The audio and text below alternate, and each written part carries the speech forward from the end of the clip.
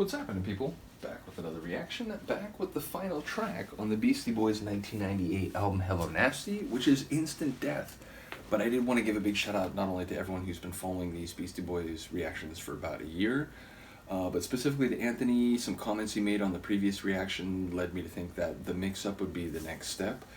So, I might need a week or two to procure a copy, but that is the plan, and after that we can go on to the 5 boroughs, so looking forward to it all. Beastie Boys reactions still to come, and indeed, I realize I've still stalled out on putting Beastie Boys reactions into that specific playlist, whereas, I've continued to put them into the hip-hop playlist, but my plan is in the next day or two to really catch up on that, so then as we get to the mix-up, and any future Beastie Boys reactions, we'll have them, current in the Beastie Boys playlist.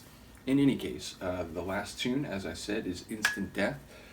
An instantaneous death is perhaps not painful, not gradual certainly, but it feels like it might be the product of, not heeding an advisory or a warning, sort of wandering into territory where you need your wits about you, but you don't have them, and therefore lights out.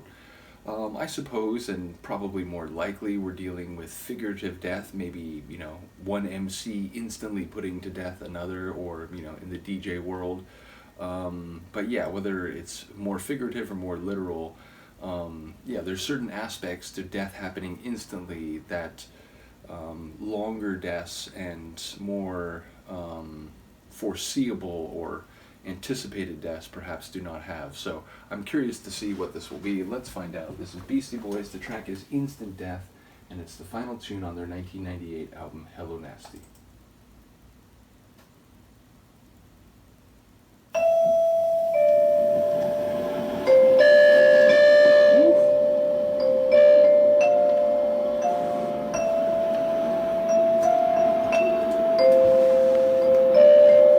Very different than the xylophone on Girls, right?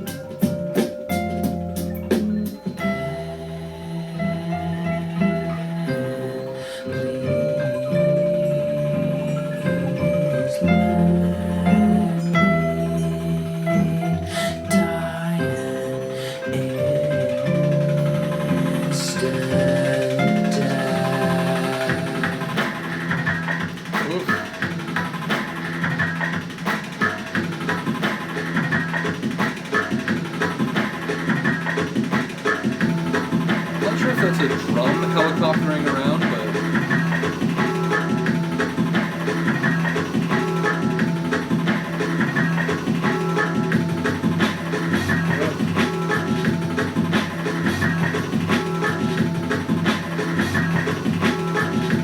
didn't catch all those song lines. I caught a couple here and there, which made me think it sounded darker than the mellow sonics would otherwise suggest.